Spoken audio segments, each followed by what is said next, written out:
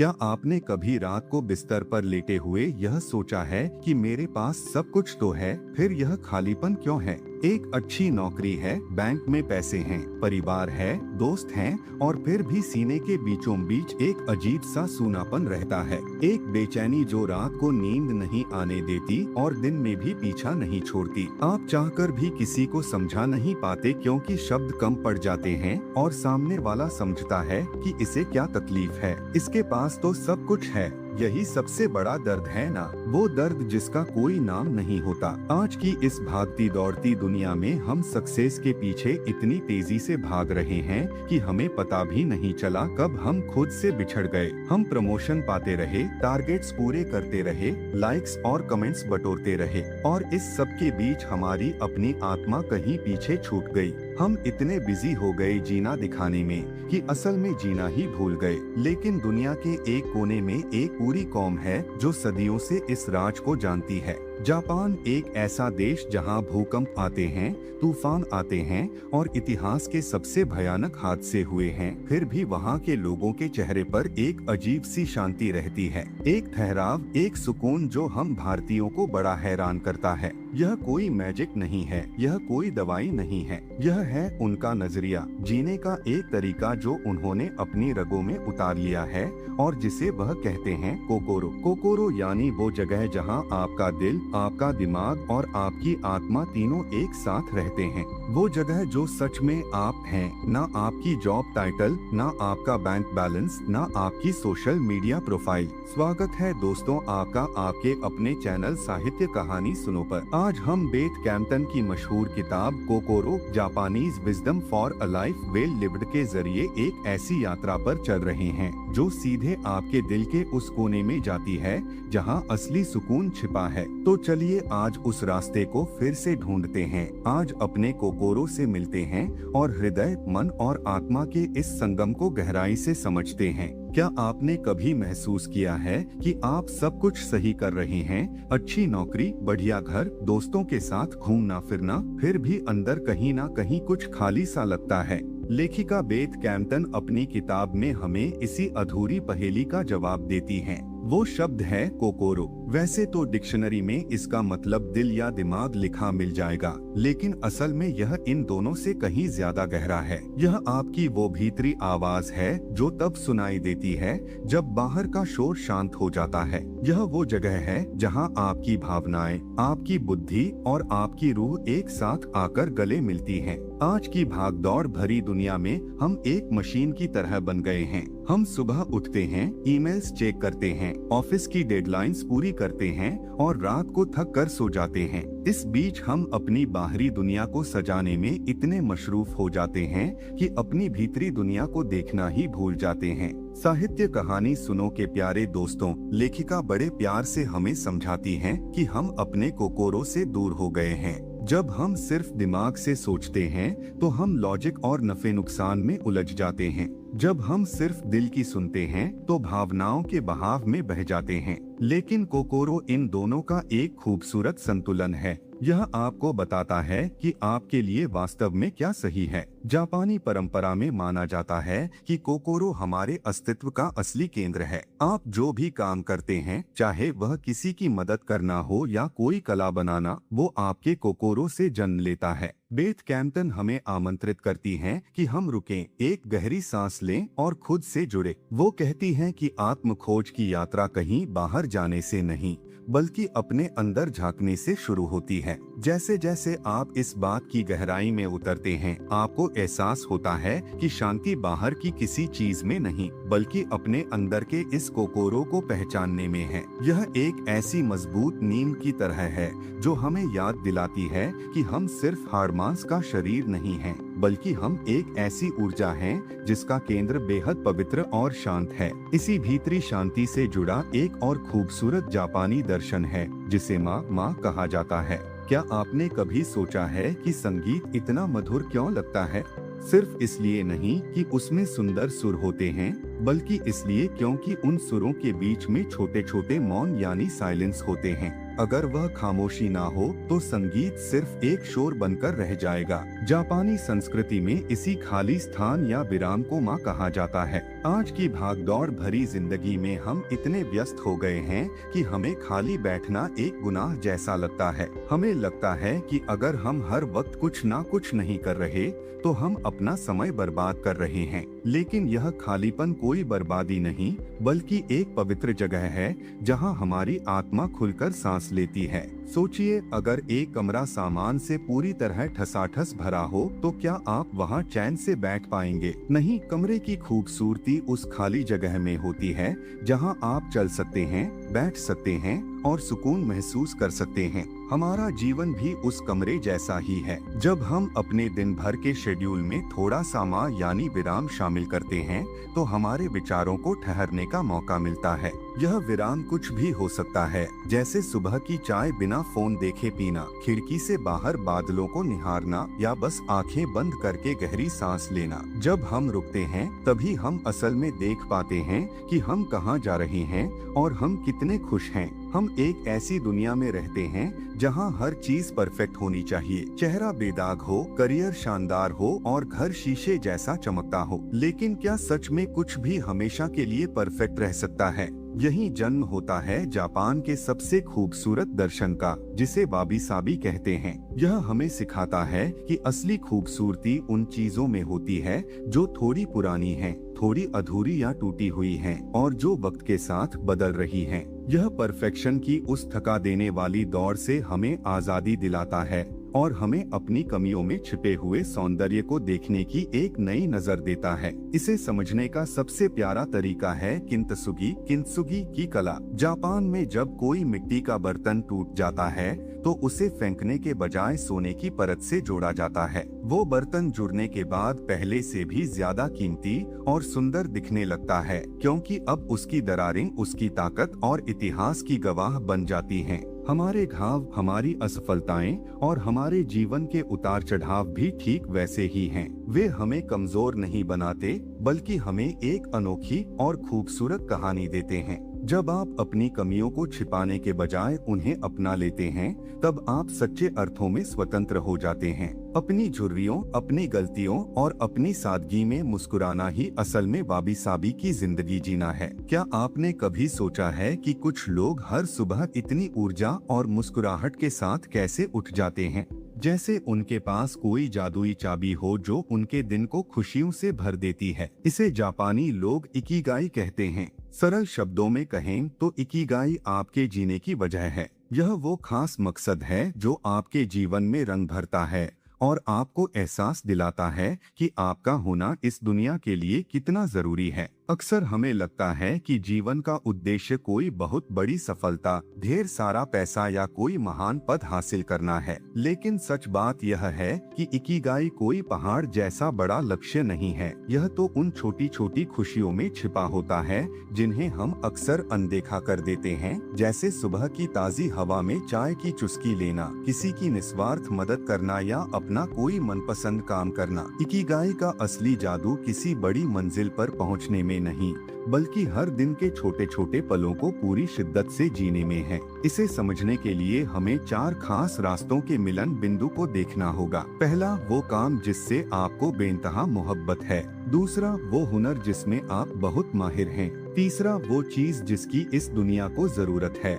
और चौथा, वो काम जिससे आपकी आजीविका यानी कमाई चल सके। जहां यह चारों बातें आपस में मिलती हैं, वहीं आपका इकिगाई मुस्कुरा रहा होता है। जब आप ऐसा कुछ करते हैं जो आपको पसंद भी हो और दुनिया के काम भी आए, तो काम फिर बोझ नहीं लगता बल्कि एक उत्सव बन जाता है। अगर आपको लगता है कि आपके जीवन में कोई दिशा नहीं है या आप बस एक मशीन की तरह जी रहे हैं, तो यह बातें आपको रुकने और खुद से बात करने का मौका देती हैं। अपना इकिगाई खोजने के लिए कहीं बाहर जाने की जरूरत नहीं है, बस अपने दिल की गहराइयों में झांकने की जरूरत है। कल्पना कीजिए कि आप एक सुंदर बगीचे में खड़े हैं और चारों तरफ चेरी ब्लॉसम के फूल खिले हैं। उनकी सुंदरता देखकर मन भर आता है, लेकिन साथ ही एक हल्का सा दर्द भी महसूस होता है, क्योंकि आप जानते हैं कि अगले कुछ दिनों में यह पंखुड़ियां टूटकर जमीन पर बिखर जाएंगी। इसी एहसास को जापानी संस्कृति में मोनोनो आवारे कहा जाता है।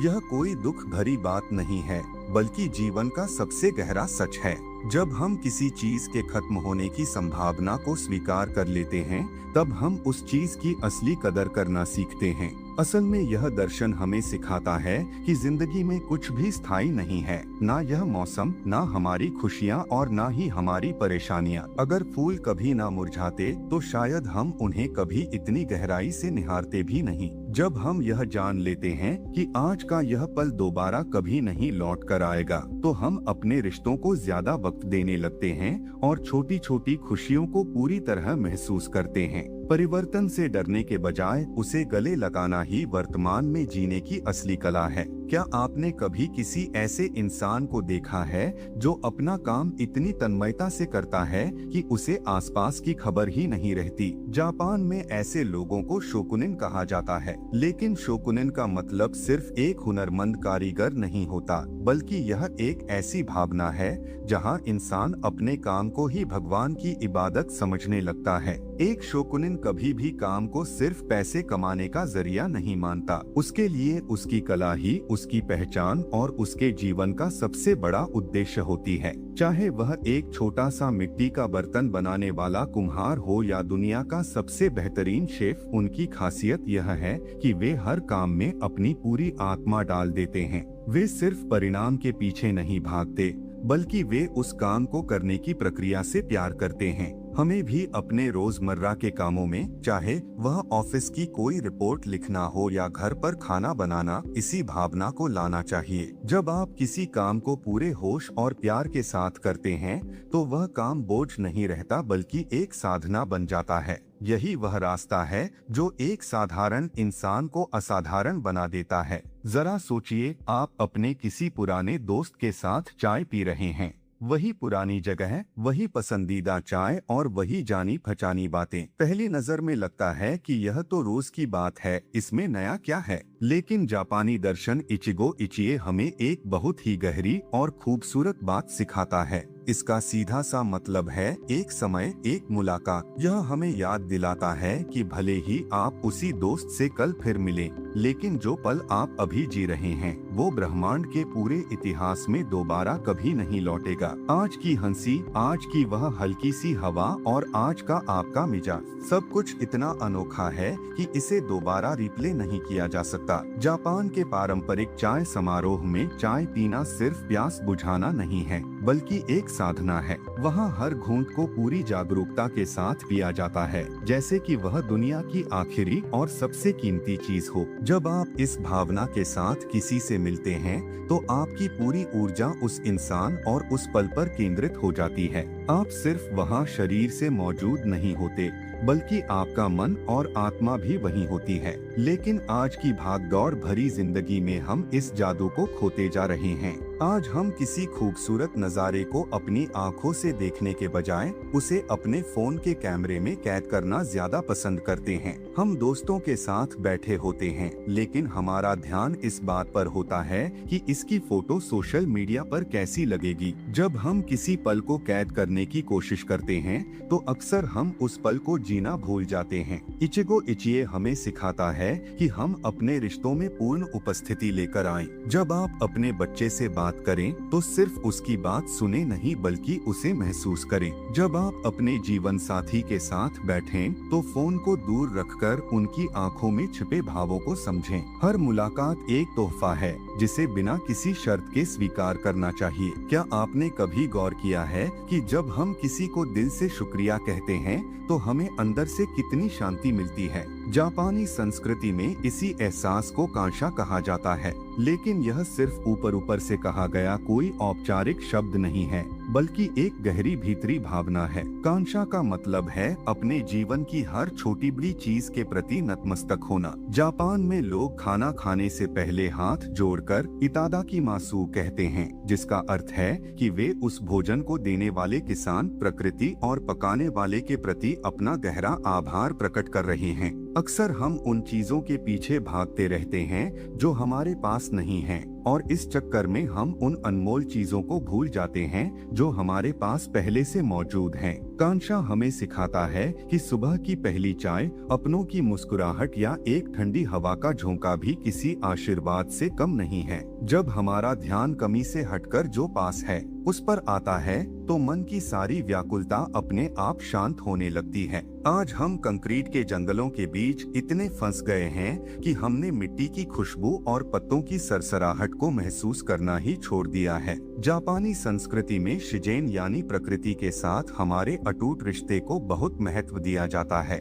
वहाँ प्रकृति को सिर्फ सजावट की चीज नहीं बल्कि आध्यात्मिकता का सबसे बड़ा स्रोत माना जाता है। वहाँ शिनरिन्योकु यानी फॉरेस्ट बाथिंग जैसी अद्भुत परंपराएं हैं, जहाँ लोग जंगलों में जाकर पेड़ों के बीच वक्त बिताते हैं ताकि उनकी आत्मा और शरीर फिर से ऊर्जा से भर सके। हम जितना प्रकृति से दूर होते जा रहे हैं उतना ही हमारे अंदर तनाव, उदासी और खालीपन बढ़ता जा रहा है। हमारा कोकोरो तभी स्वस्थ रह सकता है जब वह अपनी जड़ों से जुड़ा हो। इसके लिए आपको किसी ऊंचे पहाड़ पर जाने की जरूरत नहीं है, बस अपने घर के पास किसी पार्क में बैठना, एक नन्हे से पौधे को बढ़ते हुए देखना या रात को खुले आसमान के नीचे तारों को निहारना भी काफी है। जब हम बहते पानी की आवाज सुनते हैं तो कुदरत चुपके से हमारे जख्मों को भरने लगती है। क्या आपने कभी सोचा है कि कुछ जगहें इतनी शांत और सुखद क्यों लगती हैं, जैसे वहां पहुंचते ही मन का सारा बोझ उतर गया हो? इसका जवाब छिपा है एक जापानी शब्द में, WA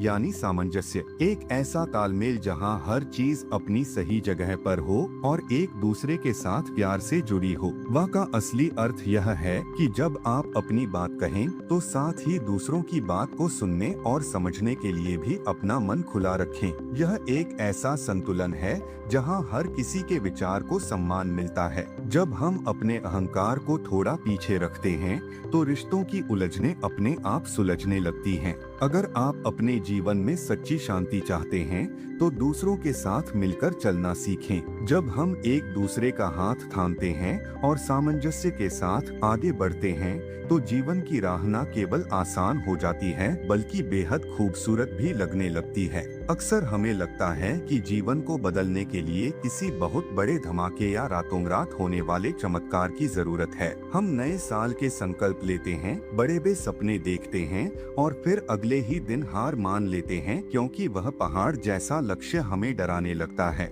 यहाँ काम आता है काइजन का जापानी रहस्य। काइजन का सीधा सा मतलब है छोटे लेकिन लगातार सुधार। यह हमें सिखाता है कि आपको एक ही दिन में दुनिया नहीं जीतनी है, बस कल से आज थोड़ा बेहतर होना है। अगर आप रोजाना सिर्फ 1% भी सुधार करते हैं तो साल के अंत तक आप पूरी तरह से एक नए और बेहतर इंसान बन चुके होंगे। काइजन कहता है कि घंटों मेहनत करने के बजाय बस आज 5 मिनट किताब पढ़े या 5 मिनट टहलें। यह छोटे कदमों का दर्शन हमें उस मानसिक बोझ से आजाद कर देता है जो अक्सर हमें शुरुआत करने से रोकता है। सफलता कोई मंजिल नहीं बल्कि हर दिन उठाया गया एक छोटा और प्यारा कदम है। इस सुंदर यात्रा के आखिरी पड़ाव पर ये सभी जापानी मोती एक सुंदर माला में पिरो जाते हैं जिसे हम सचेतन जीवन यानी माइंडफुल लिविंग की कला कहते हैं। हम अक्सर या तो कल की चिंताओं में खोए रहते हैं या बीते हुए कल की यादों में, और इस चक्कर में आज का हाथ छोड़ देते हैं। जापानी दर्शन का असली सार यही है कि हम जो भी करें पूरे होश और दिल के साथ करें। यहाँ कोकोरो की यात्रा समाप्त नहीं होती बल्कि यह हमारे जीवन का एक नया तरीका बन जाती है। सुबह की चाय का वह प्याला सिर्फ एक ड्रिंक नहीं बल्कि खुद से मिलने का एक मौका हो सकता है। कृतज्ञता के साथ खाया गया एक एक निवाला हमारे शरीर और आत्मा को पोषण देता है। एक अर्थपूर्ण जीवन जीने के लिए हमें सन्यासी बनने की जरूरत नहीं है, बस अपने रोजमर्रा के कामों में थोड़ी सी जागरूकता और मोहब्बत घोलने की जरूरत है। तो दोस्तों, यह जापानी बुद्धिमानी हमें याद दिलाती है कि हमारा आंतरिक जगत कितना पवित्र और शांत है। वह ठहराव, वह खुशी, वह सुकून जिसे आप बाहर ढूंढ रहे हैं वो हमेशा से आपके अंदर ही था, बस रास्ता भटक गया था। आपको आज का यह सफर कैसा लगा और कौन सी बात आपके दिल को सबसे ज्यादा छू गई, हमें कमेंट करके जरूर बताइएगा। अगर आपको यह प्रस्तुति पसंद आई हो तो वीडियो को लाइक करें और अपने करीबियों के साथ शेयर जरूर करें। ऐसी ही और खूबसूरत किताबों के सार और प्रेरणादायक कहानियों के लिए आपके अपने चैनल साहित्य कहानी सुनो को सब्सक्राइब करना ना भूलें। मिलते हैं अगले सफर में। तब तक के लिए अपना ख्याल रखिए, अपने कोकोरो को संभाल कर रखिए। यह आपका पसंदीदा चैनल शानी हिंदी कहानियाँ अब नए रूप और नए नाम साहित्य कहानी सुनो के साथ आपके सामने है। अपना प्यार ऐसे ही बनाए रखें। जय श्री श्याम।